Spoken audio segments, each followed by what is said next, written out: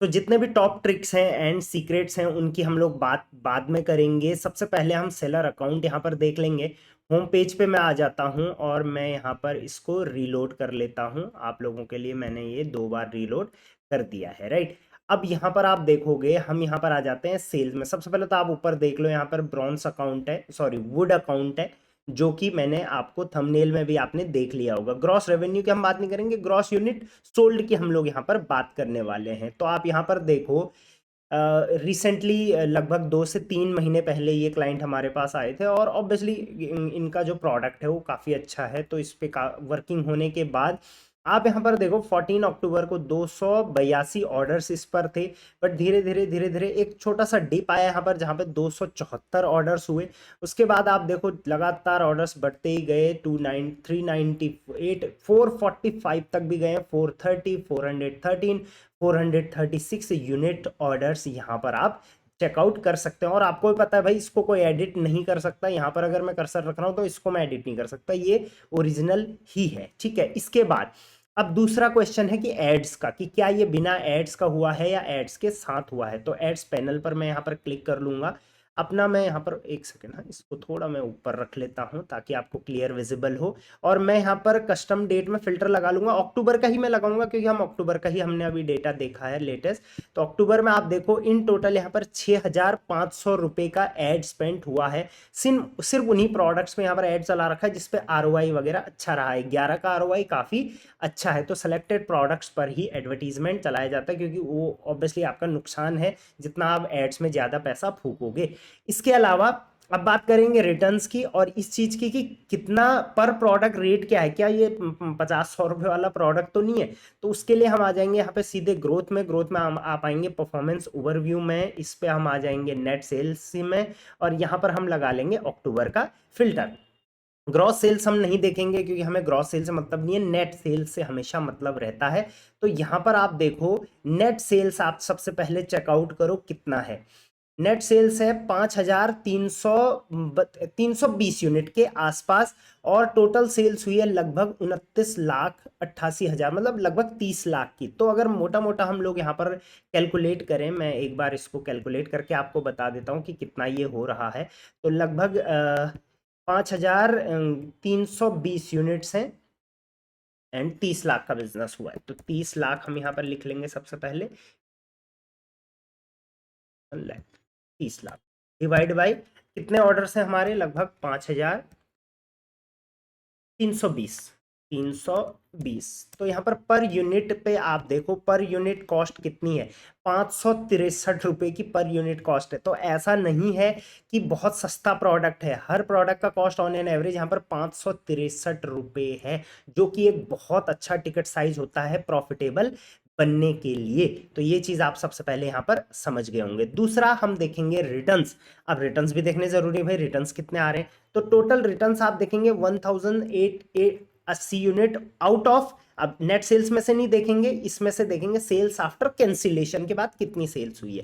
तो total unit cell हुई है 6,400 यूनिट। अब यहाँ पर देखो 6,400 यूनिट, उसमें से 1,080 यूनिट वापस हुए हैं। तो परसेंटेज अगर आप निकालोगे यहाँ पर तो ये निकलेगा 1,080 यूनिट सेल हुए हैं, तो हम इसको लिखेंगे divide by total unit sold हुए हैं 6,400, इसको हम डिवाइड करेंगे 6,400।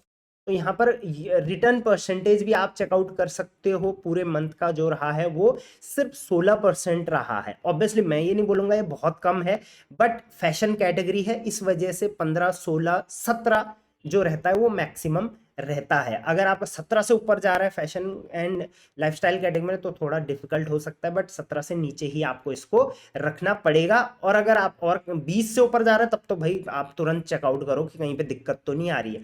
और 10 से नीचे अगर आप ले आते हो तो ये एक्सट्रीम गुड माना जाता है। स्पेशली मैं लाइफस्टाइल कैटेगरी की बात कर रहा हूँ, बाकी कैटेगरी वाइज ये अलग अलग रहता है। तो चलिए ये था कंप्लीट, आपको समझ में आ गया होगा कि सारी चीजें मैंने आपको यहाँ पर शो कर दी हैं।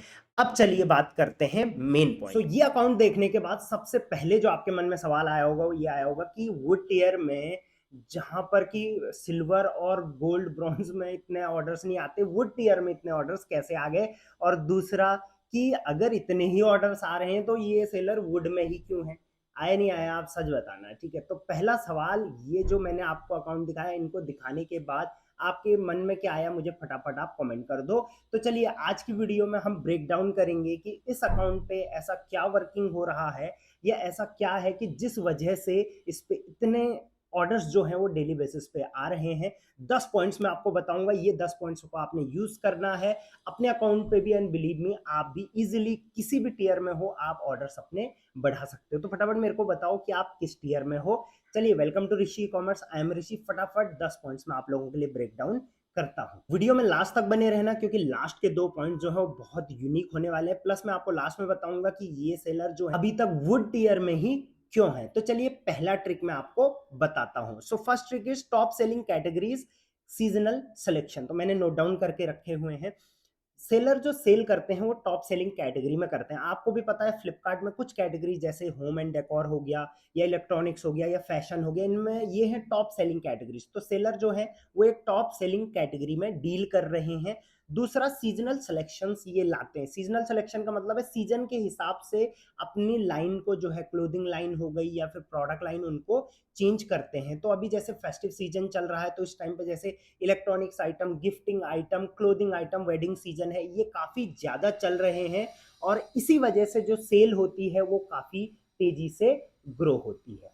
दूसरा पॉइंट, एफिशोर्ड लिस्टिंग, एक्सीलेंट लिस्टिंग क्वालिटी। देखिए, जब भी आप अपनी लिस्टिंग टैब में जाओगे ना, तो हर लिस्टिंग की आपको क्वालिटी दिखाएगा कि वो गुड में है, बैड में है, एवरेज में है, या एक्सीलेंट में है। तो सेलर की मैक्सिमम जो लिस्टिंग है यहाँ पर वो एक्सीलेंट में है, ये एक बहुत ही बड़ा रीजन है। इसके अलावा मैक्सिमम जो लिस्टिंग्स हैं उन पे यहाँ पर एफिशोर्ड बैच सेलर को मिल रखा है। तो आपको सबसे पहले ये चेकआउट करना है कि आपके सारे प्रोडक्ट पे एफिशोर्ड बैच है या नहीं है।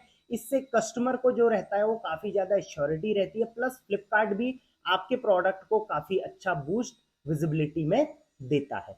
चलिए बढ़ते हैं तीसरे पॉइंट की ओर। तो तीसरा पॉइंट है नो ब्रीचेस।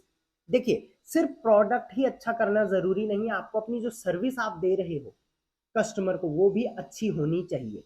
फ्लिपकार्ट एक सेलर कैसा है हमारे मार्केट प्लेस पे, ये इस चीज से डिसाइड करता है कि उसकी सर्विस कैसी है। अब सर्विस मतलब आपको ऑर्डर आया, आपने कैंसिलेशन किया नहीं किया, आरटीडी ब्रीच लगे नहीं लगे, पिकअप री अटेम्प्ट्स लगे नहीं लगे, ये सारी चीजें देखी जाती हैं। और अगर आपके कोई भी ब्रीचेस नहीं है तो आपका अकाउंट के जो विजिबिलिटी है वो काफी अच्छी बनाई जाती है। क्योंकि अगर आप इन ब्रीचेस को करोगे, कैंसिलेशन करोगे, तो फ्लिपकार्ट मार्केट प्लेस की इमेज यहाँ पर बहुत ज्यादा खराब होती है। और यही रीजन है कि फ्लिपकार्ट सिर्फ उन्हीं सेलर को ज्यादा विजिबिलिटी देता है जिनका ये स्कोर जो है वो अच्छा रहता है।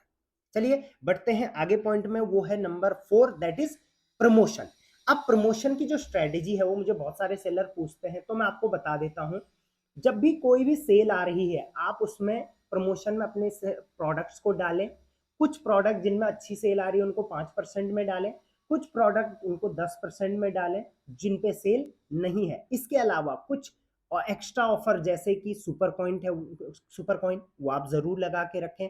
इसके अलावा अगर आप चाहें तो एड्स का भी सहारा ले सकते हैं अगर आपके कुछ न्यू सिलेक्शन है तो। बाकी विदाउट एड्स भी आप काफी अच्छा परफॉर्म कर सकते हो। इसके अलावा बहुत सारे बास्केट डिस्काउंट्स होते हैं, उनको आप देख सकते हो। बट यहाँ पर एक चीज का ध्यान रखना कि एक ही लिस्टिंग में अलग अलग जो प्रमोशन है वो मत डालना, अदरवाइज उसमें भी आपको लॉसेस हो सकते हैं। तो इस चीज का जरूर ध्यान रखना। वीडियो को लाइक जरूर कर दिया करो ताकि और सेलर्स तक भी ये वीडियो जरूर पहुंचे। चलिए आता हूं मैं पॉइंट नंबर 5 में, that is variations in listing. देखिए, एक चीज मैं हमेशा बोलता हूं कि किसी भी एक फील्ड में या किसी भी एक प्रोडक्ट में अगर आपका स्पेशलाइजेशन है तो उसमें आपको काफी ज्यादा बेनिफिट होता है। आप हो सकता है एक ही अकाउंट में बहुत सारी कैटेगरी सेल कर रहे हो, बट अगर मैं इन सेलर की बात करूं या जनरली जो सेलर की सेल अच्छी आती है उनके पास क्या होता है, एक एज रहता है कि वो जो भी प्रोडक्ट बेच रहे हैं उसके बहुत सारे वेरिएशन बेच रहे हैं। और इन सेलर के केस में जो मैंने देखा है, जैसे ये एक एथनिक वियर कुर्ता बेच रहे हैं तो उसके इनके पास कम से कम 20 से 25 कलर का वेरिएशन है। तो ये एक बहुत बड़ी चीज है। वेरिएशन जितने ज्यादा होंगे लिस्टिंग में, पहली बात तो आपकी लिस्टिंग्स ज्यादा होंगी, नंबर ऑफ लिस्टिंग, उससे विजिबिलिटी अच्छी होगी। कस्टमर के पास जब ऑप्शन बहुत सारे एक ही जगह में आ जाएंगे, आपका एक प्रोडक्ट कस्टमर क्लिक करेगा कोई भी कलर का, उसके नीचे 10 कलर शो होंगे, उनमें से कस्टमर को कोई ना कोई ना कोई एक तो पसंद आ ही जाएगा। अदरवाइज अगर एक ही कलर है, दो ही कलर है, तो कस्टमर और कलर्स भी देखेगा जो कि हो सकता है किसी अदर सेलर के होंगे। तो यही रीजन की वजह से कन्वर्जन रेट जो है सेलर का वो काफी अच्छा बन गया और इससे सेलिंग जो है वो काफी अच्छी आ गई। चलिए बढ़ते हैं अगले पॉइंट की ओर, जो कि है पॉइंट नंबर 6, लोअर रिटर्न्स। आपको एक चीज का जरूर ध्यान रखना है कि मार्केट प्लेसेस पर अगर आप बेच रहे हो तो रिटर्न्स में रिवर्स शिपिंग चार्जेस बहुत ज्यादा लग जाते हैं, इससे आपका नुकसान होता है। तो आपको अपने रिटर्न्स हमेशा कंट्रोल में रखने हैं। दूसरा, जब आपके रिटर्न्स ज्यादा होंगे तो रिव्यूज खराब आएंगे और उससे आपके प्रोडक्ट का एसईओ जो है वो खराब हो जाएगा, आपके प्रोडक्ट के कन्वर्जन रेट खराब हो जाएगा। अच्छा रेटिंग होगा तो अच्छा रिव्यू आएगा, अच्छा रिव्यू आएगा तो ज्यादा कस्टमर शॉप करेंगे, ज्यादा कस्टमर शॉप करेंगे तो विजिबिलिटी और बढ़ेगी, विजिबिलिटी बढ़ेगी तो और कस्टमर खरीदेंगे और अच्छे रेटिंग आएंगे, वो पॉजिटिव होंगे और ये एक साइकिल बन जाता है। तो आपको अपने प्रोडक्ट्स के रिटर्न्स हमेशा कंट्रोल में रखने हैं।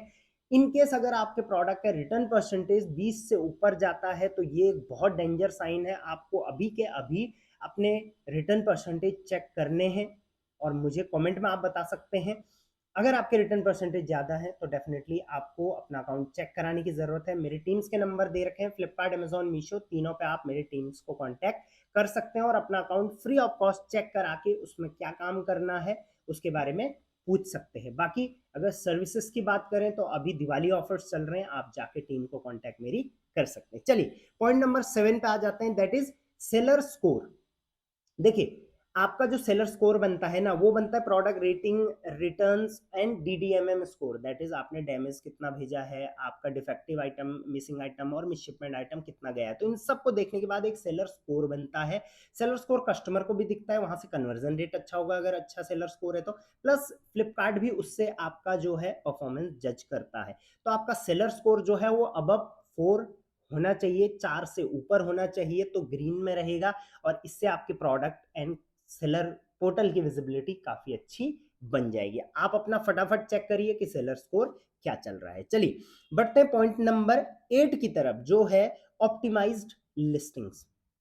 आपकी जो लिस्टिंग्स है वो हमेशा ऑप्टिमाइज्ड होना चाहिए। दैट मीन्स आपका प्रोडक्ट टाइटल, प्रोडक्ट के कीवर्ड्स, प्रोडक्ट के की फीचर्स, प्रोडक्ट का डिस्क्रिप्शन, ये सारे ऑप्टिमाइज्ड होनी चाहिए according to Flipkart search results. आपको पता होना चाहिए आपके प्रोडक्ट को लोग क्या लिख के सर्च करते हैं, आपको पता होना चाहिए आपके प्रोडक्ट को लोग किस किस टाइप से सर्च करते हैं, किस ओकेशन पे पहनते हैं, या उस प्रोडक्ट में लोग क्या ढूंढना पसंद करते हैं या क्या चीज देखना पसंद करते हैं, वही आप की फीचर में अपडेट कर सकते हो। तो ये चीज का जरूर ध्यान रखना, listing optimization is must, right. चलिए आ गए हम अपने पॉइंट नंबर 9 एंड 10 पे, जो मैंने बोला था काफी ज्यादा इंपॉर्टेंट है। तो point number 9 is customer segment.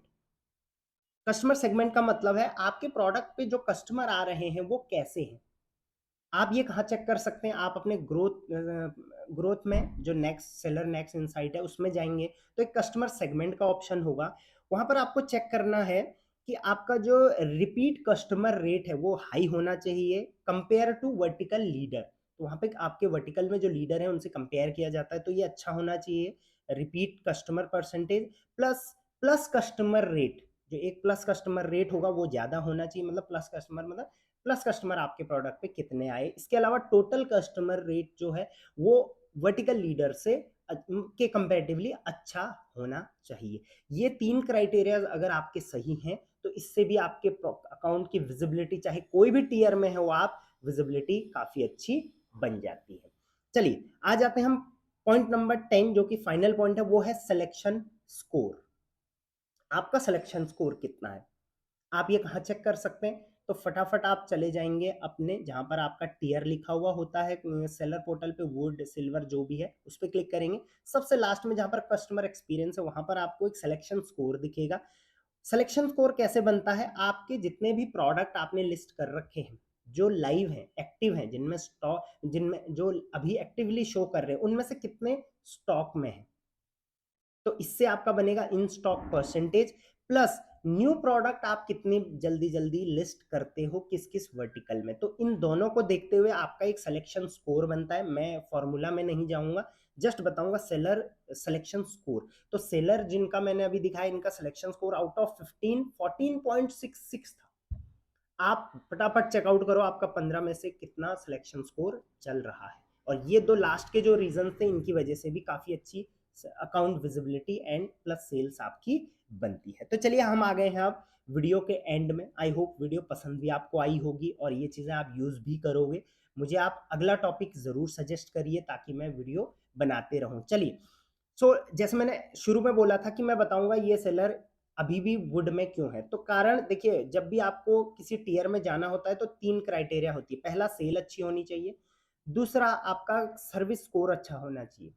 तो आपने देखा जैसे सेलर का सेल भी अच्छी थी, सर्विस स्कोर भी अच्छा था। तीसरा, लेकिन आपका कस्टमर स्कोर भी अच्छा होना चाहिए, कस्टमर एक्सपीरियंस जिसको हम बोलते हैं। तो इस सेलर का कस्टमर एक्सपीरियंस काफी खराब है। कस्टमर एक्सपीरियंस में क्या चीज खराब है वो भी मैं बताता हूँ। ऐसा नहीं कि बाकी चीजें खराब है, बाकी चीजें अच्छी है, जैसे सिलेक्शन स्कोर काफी अच्छा है। सिर्फ एक चीज खराब है, वो है रीजनल यूटिलाइजेशन, जिसको हम रीजनल इन स्टॉक बोलते हैं, या एफबीएफ। ये सेलर जो है वो जिस जोन से काम कर रहे हैं उस जोन में इनकी सेल कम आती है। अदर जोन्स में या नेशनल ऑर्डर्स, जोनल ऑर्डर इनको ज्यादा पड़ते हैं, नेशनल ऑर्डर ज्यादा पड़ते हैं। तो इसी वजह से इनका जो आरयू स्कोर है वो काफी कम है। प्लस एफबीएफ में ये नहीं एनरोल हुए, जितनी भी भाई फ्लिपकार्ट के एंड से बोलते हैं एफबीएफ में जाओ जाओ, बट ये उसके बावजूद भी नहीं हुए। मैं बोलता हूँ आपको, आप अपनी स्ट्रेटेजी यूज करो। तो इन एफबीएफ में नहीं जाने की वजह से, इसकी वजह से इनका जो आरयू एंड एफबीएफ स्कोर था, जिसको हम regional utilisation and regional visibility बोलते हैं, वो काफी कम था। इस वजह से कस्टमर एक्सपीरियंस कम होने की वजह से ये अभी भी वुड में है, बट ये चाहे तो कभी भी इसको इम्प्रूव कर सकते हैं। तो आई होप चीजें आपको समझ में आई होगी। आप किस टीयर में हो और अभी कितना आपका सेल हो रहा है, क्या प्रॉब्लम्स आ रही हैं, क्या क्या सोल्यूशन आप मेरे से चाहोगे, फटाफट आप कमेंट में बता सकते हो। मैं चाहूंगा ये वीडियो आप शेयर करिए अपने सारे फ्लिपकार्ट सेलर्स के साथ। बाकी Flipkart, Amazon, Meesho sellers related queries के लिए आप मेरी टीम को कांटेक्ट करिए और आगे की वीडियोस के लिए चैनल को जरूर सब्सक्राइब करिए। Till then, thank you very much. Keep selling on Flipkart.